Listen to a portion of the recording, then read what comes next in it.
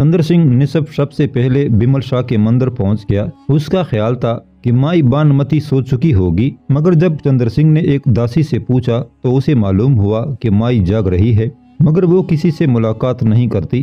تم مائی کے حضور عرض کرو کہ ان کے داس مہامنتری وکرم سنگھ کا ملازم شرف باریابی چاہتا ہے۔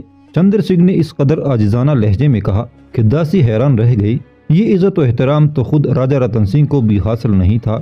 داسی نے چندر سنگھ پر ایک گہری نظر ڈالی اور کچھ سوچتے ہوئے کمرے کے اندر چلی گئی، جہاں مائی بانمتی آنکھیں بند کیے اپنے گیان میں غرق تھی۔ مائی، میری یہ جرت نہیں تھی کہ میں اس وقت آپ کی خلوت میں داخل بھی ہو سکوں، مگر آپ کے داس وکرم سنگھ کا خادم ایک خاص پیغام کے ساتھ دروازے پر سر جھکائے کھڑا ہے۔ داسی کی آواز بھی کانپ رہی تھی اور جسم بھی۔ مائی نے آنکھیں کھول کر لرزتی ہوئی داسی کو دیکھا اور پھر بڑے فکر انگیز لہجے میں کہا، اس وقت آدھی رات کے وقت مہامنتری پر کیا بپتا پڑی ہے کہ اس نے سورج نکلنے کا بھی انتظار نہیں کیا؟ اسے جلدی بھیجو۔ مائی بہت بے قرار نظر آ رہی تھی۔ چندر سنگھ بے تابانہ داخل ہوا اور مائی کے قدموں پر سر رکھنے کے لیے زمین بوس ہونے لگا۔ کھڑے رہو کہ یہ سجدہ میرے یہاں حرام ہے۔ رتن سنگھ کے آداب اسی کے دربار میں دفن کرو، مائی بانمتی نے خوشگوار لہجے میں کہا، اور پھر فوراً ہی پریشان ہو کر پوچھنے لگی، سب خیریت تو ہے؟ وکرم سنگھ نے تمہیں آدھی رات کو یہاں کیوں بھیجا ہے؟ رانی پدمنی کے حکم پر راج دوت کو اس قدر زد و کوب کیا گیا ہے کہ وہ بے ہوش ہو گیا تھا۔ بہت دیر بعد اسے ہوش آیا تو راج وید نے یہ راز فاش کیا کہ دہلی کا سفیر اپنی بینائی سے محروم ہو چکا ہے۔ خود مہامنتری نے بھی آفریدی سے دریافت کیا، مگر وہ یہ کہہ کر دوبارہ بے ہوش ہو گیا کہ اسے کچھ نظر نہیں آ رہا ہے۔ چندر سنگھ گھبرائے ہوئے لہجے میں آہستہ آہستہ بول رہا تھا، اب مہامنتری آپ کے حکم کے منتظر ہیں۔ انہیں راج وید پر بھروسہ نہیں کہ وہ راجہ رتن سنگھ اور رام دیو کا غلام ہے۔ مہامنتری کے خیال میں وہ آفریدی کے جسمانی طور پر ناقابل تلافی نقصان پہنچا سکتا ہے۔ مائی بانمتی بہت دیر تک آنکھیں بند کیے کسی مجسمے کی مانند ساکت بیٹھی رہی۔ چندر سنگھ امید و بیم کی حالت میں اس بوڑھی عورت کو دیکھ رہا تھا، جس کے ہونٹوں کو جنبش پر ایک بہت بڑے فیصلے کا انحصار تھا، اور جب مائی بانمتی نے لب کشائی کی تو چندر سنگھ کے چہرے پر خوشی کے چراغ روشن ہو گئے۔ مائی وکرم سنگھ کے قاصد سے پرجوش لہجے میں کہہ رہی تھی، راج وید جھوٹ بولتا ہے، آفریدی کی بینائی میں کوئی خلل واقع نہیں ہوا ہے۔ راج وید اگر اسے زہر دے کر بھی ہلاک کرنا چاہے تو وہ اپنی کوششوں میں کامیاب نہیں ہو سکے گا۔ یہ وقتی تکلیف ہے جو بہت جلد زائل ہو جائے گی۔ آفریدی کے مقدر میں کسی بت پرست کے ہاتھوں ہلاک ہونا نہیں لکھا ہے۔ جب آسمانوں کا فیصلہ کچھ اور ہے تو زمین والے پریشان کیوں ہے؟ ہونے دو جو کچھ ہو رہا ہے، اور جو آنے والے ہیں وہ آ کر رہیں گے، اور جو کچھ لکھ دیا گیا ہے اسے مٹانے والے ابھی پیدا نہیں ہوئے۔ یہ کہہ کر مائی بانمتی خاموش ہو گئی۔ جواب مل چکا تھا، اس لیے چندر سنگھ نے ادب سے سر جھکایا اور الٹے قدموں واپس جانے لگا۔ دروازے کے قریب پہنچا تو مائی بانمتی نے پکار کر کہا، وکرم سنگھ سے کہنا وقت بہت کم ہے، موت اور بربادی کے درمیان مشورے ہو رہے ہیں، قہر کی لہر اٹھنے ہی والی ہے، اسے چاہیے کہ وہ جلد از جلد نجات حاصل کر لے۔ کہیں ایسا نہ ہو کہ یہ لمحے کسی طوفان کی طرح گزر جائیں اور وہ کف افسوس ملتا رہ جائے۔ اتنا کہہ کر مائی نے دوبارہ آنکھیں بند کر لیں اور چندر سنگھ بیمل شاہ کے مندر سے نکل کر گھوڑے کی پشت پر سوار ہو گیا۔ پھر جب وہ رات کے پچھلے پہر مہامنتری کے محل پہنچا تو وکرم سنگھ شدید بے چینی کے عالم میں ٹہل رہا تھا۔ نرملا کماری اداس نظروں سے اس مشفق و مہربان باپ کو دیکھ رہی تھی، جس کا سفینہ حیات سیاست میں اس طرح الجھا ہوا تھا کہ کبھی ڈوب جانے کا گمان ہوتا تھا اور کبھی محسوس ہوتا تھا کہ وہ آسودہ سحر ہو جائے گا۔ کیا خبر لائے ہو چندر سنگھ؟ مہامنتری نے بے اختیار ہو کر پوچھا۔ چندر سنگھ نے اپنے آقا کے اضطراب کو دیکھتے ہوئے بڑی روانی سے ایک ایک بات کہہ ڈالی۔ آفریدی کی بینائی محفوظ رہنے کی خبر سن کر مہامنتری چندر سنگھ سے لپٹ گیا۔ یہ فرط مسرت اور وارفتگی شوق کا عجیب مظاہرہ تھا۔ چندر سنگھ، تم اہل وفا کے سربلند خاندان سے تعلق رکھتے ہو اور اہل وفا ایسی ہی جان فضا خبر لے کر آتے ہیں۔ پھر جب چندر سنگھ نے اسے مائی بانمتی کا آخری پیغام پہنچایا تو وکرم سنگھ سناٹے میں آ گیا۔ اس کے دونوں ہاتھ بلند ہوئے اور اپنے لمبے بالوں کو اس طرح جکڑ لیا جیسے وہ شدید ذہنی کشمکش کا شکار ہو۔ ہاں، میں جانتا ہوں کہ وقت بہت کم ہے، اور میں یہ بھی جانتا ہوں کہ اگر وقت گزر گیا تو میری کوشش رہ جائے گی، کچھ بھی ہاتھ نہیں آئے گا۔ وکرم سنگھ خود کلامی کے انداز میں بول رہا تھا، مگر میں وقت کو پکڑ لوں گا۔ اگر میرا جذبہ سچا ہے تو میرے انتظار میں چند ساعتوں کے لیے وقت کی رفتار تھم جائے گی۔ آقا، یہ آپ کو کیا ہو رہا ہے؟ महामंत्री की वहशत देकर चंद्र सिंह लरज उठा। कुछ नहीं, तुम जाकर सो जाओ। विक्रम सिंह ने फौरन ही अपनी ही जानी कैफियत पर काबू पाते हुए कहा, मैं तुमसे बाद में बात करूंगा। चंद्र सिंह बुझे हुए चेहरे और तके हुए कदमों से वापस चला गया। चंद्र सिंह के जाते ही विक्रम सिंह मुड़ा और निर्मला की तरफ देखने लगा। बाप की यह हालत देखकर निर्मला खामोश न रह सकी। माई के इस पैगाम का क्या मतलब है? निर्मला की आवाज में इर्तियाश और आंखों में गहरी उदासी थी। यही कि चित्तौड़ के मुकद्दर का फैसला हो चुका है। विक्रम सिंह ने निर्मला की खातिर मुस्कुराने की कोशिश की थी। एक ऐसा तबस्सुम था जिसके पीछे हजारों गम पिनहा थे। मौत और बर्बादी के मशवरों का एक ही मतलब है कि सुल्तान अलाउद्दीन खिलजी अपने सिपह सालारों के साथ मिलकर चित्तौड़ पर हमले का मंसूबा तरतीब दे रहा है। कहर की लहर उठने का मतलब सिर्फ ये है कि सुल्तान की फौजें दिल्ली से कूच करने ही वाली हैं। निजात हासिल करने से माई का मकसद ये है कि सन्यासी अनंतपाल ने जिस खुदा का इकरार किया, हमें भी उसी खुदा की सच्चाई का ऐलान कर देना चाहिए, वरना हो सकता है कि वक्त हमें इतनी मोहलत न दे। फिर निर्मला के खूबसूरत चेहरे पर एक बड़ा सवालिया निशान उभर आया था। सुबह करीब है, हमारी जिंदगी की नई सुबह। सूरज के निकलने और अफरीदी के होश में आने का इंतजार करो। दूसरे दिन महामंत्री ने इनाम इकराम देकर राजवेद को रुखसत कर दिया और खुद उस कमरे के दरवाजे पर आया जहां 25 मुसल्ला सिपाही पहरा दे रहे थे। विक्रम सिंह को देखकर वो तमाम सिपाही एहतरामन खम हुए। महामंत्री उनके अदब व एहतराम का जवाब देता हुआ दबे पांव कमरे में इस तरह दाखिल हुआ कि हल्की सी आहट तक नहीं हो रही थी। विक्रम सिंह ने एक बार फिर वही जिगर शगाफ मंजर देखा। अली आमर अफरीदी सफेद पट्टी में इस तरह लिपटा हुआ था जैसे किसी शख्स ने कफन ओढ़ लिया हो। विक्रम सिंह तड़प कर रह गया। ए अजीम नौजवान, तुझे किस जुर्म में बेगुनाही पर सजा दी जा रही है? विक्रम सिंह ने दिल ही दिल में कहा और अफरीदी की तरफ बढ़ता चला गया। करीब पहुंचकर विक्रम सिंह अफरीदी के चेहरे पर झुक गया। शाही सफीर की दोनों आंखें खुली हुई थी। जैसे ही विक्रम सिंह इस कदर करीब हुआ, अफरीदी ने चौंक कर कहा, कौन? राजवेद? अफरीदी की आवाज में वही इस्तिकामत थी। राजवेद नहीं बेटे, ये मैं हूँ, महामंत्री विक्रम सिंह। शिद्दत जज्बात से विक्रम सिंह की आवाज लरज रही थी। आपने क्यों जहमत की?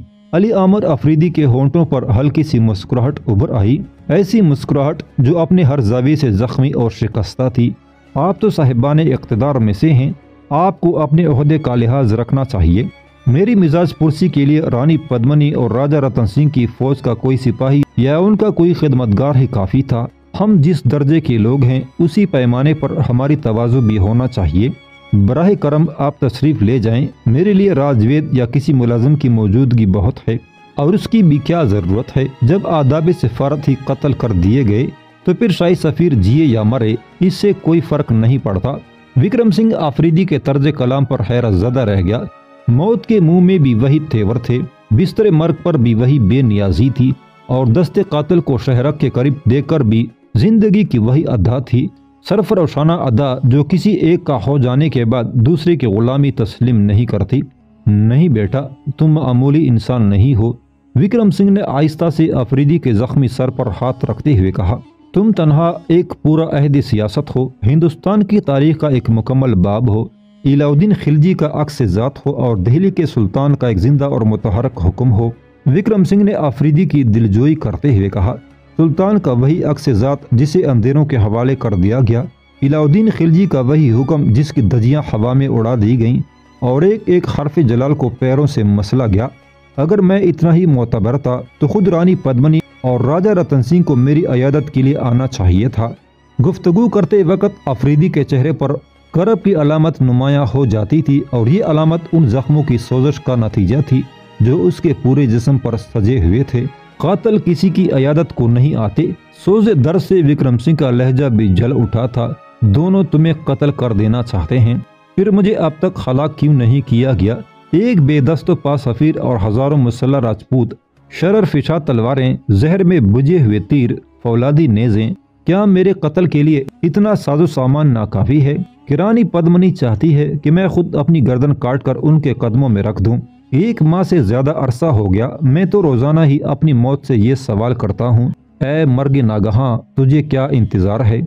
खलश दिल रकीक आग की तरह अफरीदी के होंठों से बह रही थी। विक्रम सिंह खामोशी से सुनता रहा, फिर उसने बात का रुख बदलते हुए कहा, आफरीदी, क्या तुम मेरा चेहरा देख सकते हो? मैं अब कुछ देखना नहीं चाहता। अफरीदी हर शय से बेजार नजर आ रहा था। बेटे, अब इस तरह गुफ्तगू का वक्त नहीं रहा। जो कुछ गुजर गई उसे फरामोश कर दो। विक्रम सिंह की मेहरबान आवाज़ कमरे में गूंज रही थी।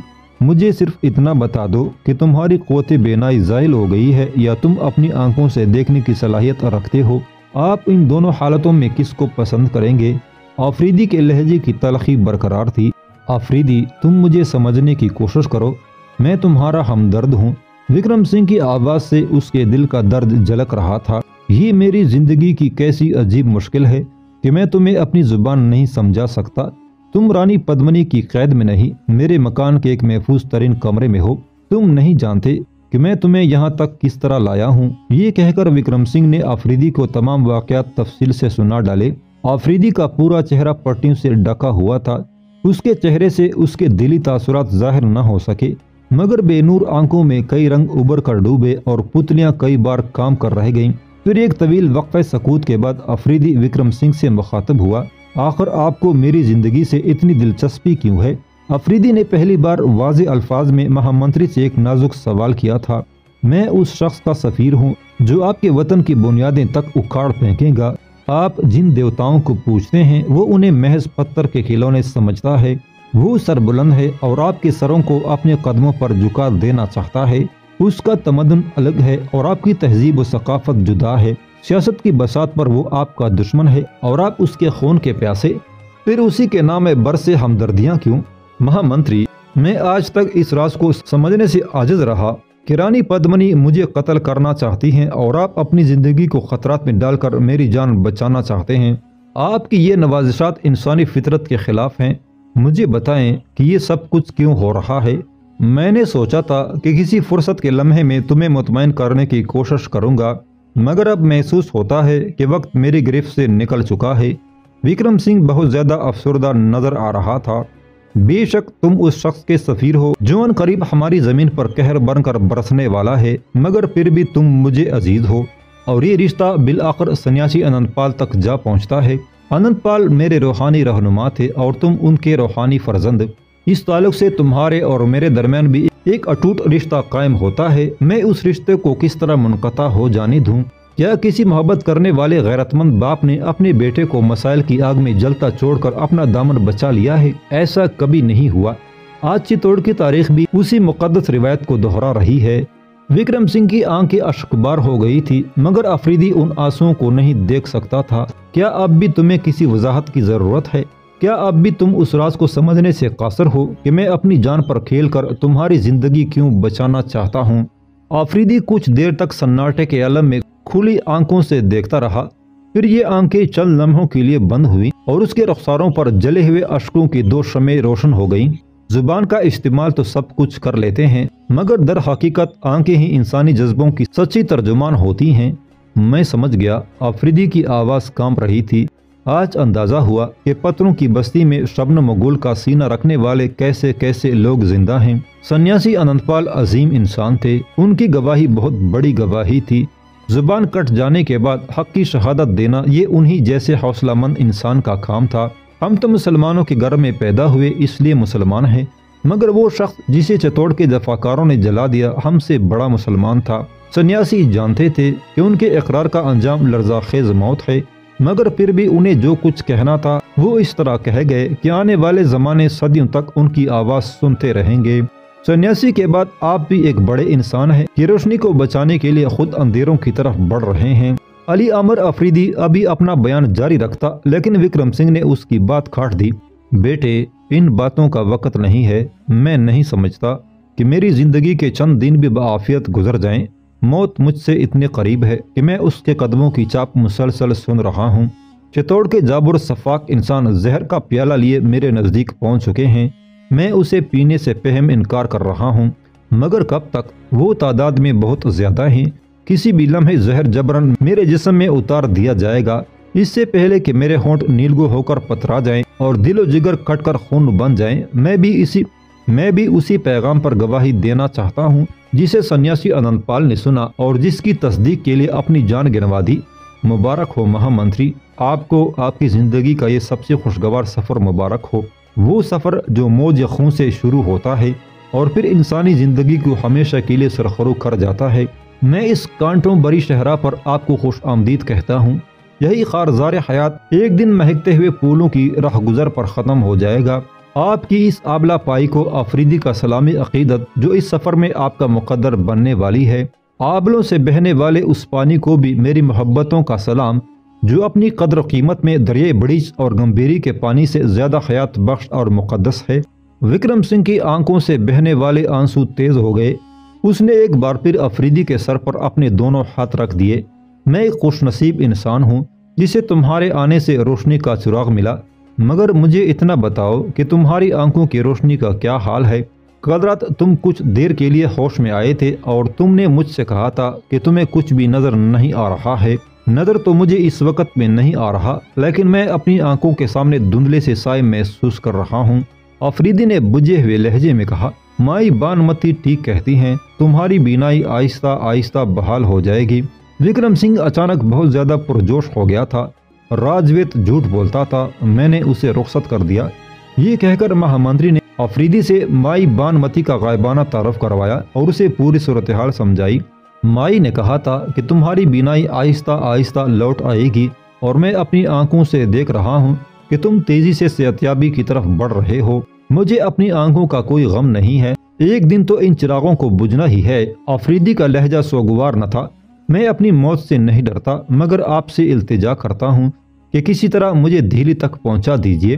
میں اپنی والدہ اور چھوٹی بہن کی طرف سے بہت پریشان ہوں۔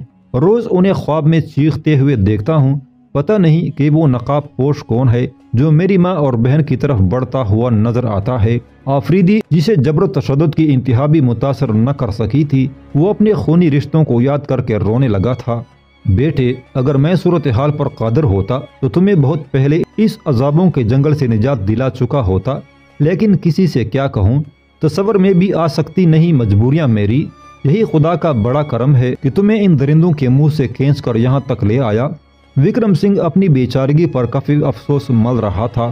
پھر تم چلنے پھرنے کے قابل بھی تو نہیں ہو، ان بے نور آنکھوں کے ساتھ زخمی جسم کو لے کر کہاں جاؤ گے؟ ہر قدم پر رانی پدمنی کے خونخوار کتے تمہیں تلاش کرتے پھر رہے ہیں۔ مجھے تو یہ بھی خبر نہیں کہ دربار میں کیا ہو رہا ہے۔ راجہ رتن سنگھ کو بڑی مشکل سے یہ نقطہ سمجھایا کہ تمہارے قتل کے بعد علاؤدین خلجی کے قہر میں اور اضافہ ہو جائے گا۔ اگر وہ فوری طور پر سلطان کے حملے کے تصور سے خوفزدہ نہ ہو جاتا تو تم اس پناہ گاہ تک بھی نہیں پہنچ سکتے تھے۔ بے شک میں اپنی ابتدائی کوششوں میں کامیاب ہو گیا ہوں، مگر ابھی خطرات ہمارے سروں پر بھوکے گدھوں کی طرح منڈلا رہے ہیں۔ راجہ رتن سنگھ رانی پدمنی کے حسن کا غلام ہے۔ میں نہیں جانتا کہ ایک رات اس پر کیا گزری۔ وہ میرے مشوروں پر عمل کر رہا ہے یا رام دیو اور پدمنی اسے ورغلا کر تمہاری جان کا دشمن بنا چکے ہیں۔ وکرم سنگھ اپنے حریفوں کی سیاسی چالوں کو آفریدی کے سامنے بے نقاب کر رہا تھا۔ تم مطمئن رہو، اگر راجہ رتن سنگھ، رانی پدمنی اور رام دیو کے فریب میں آ بھی گیا تو وہ تمہارا کچھ نہیں بگاڑ سکے گا۔ میں اپنی جان دے کر بھی سنیاسی انند پال کے وارث کی حفاظت کروں گا۔ فی الوقت میرا دربار میں جانا بہت ضروری ہے تاکہ کوئی دشمن مہرہ حرکت کرے تو میں اس کی چال سے باخبر رہوں۔ تم شام تک میرا انتظار کرنا، میں رات میں کسی وقت تمہارے پاس آؤں گا، پھر ہمیں یہ طے کرنا ہے کہ ہمارا اگلا قدم کس سمت اٹھے گا۔ یہ کہہ کر وکرم سنگھ نے آفریدی کے سر پر ہاتھ پھیرا اور اپنے وفادار خدمتگاروں کو سخت نگرانی کا حکم دے کر دربار کی طرف چلا گیا۔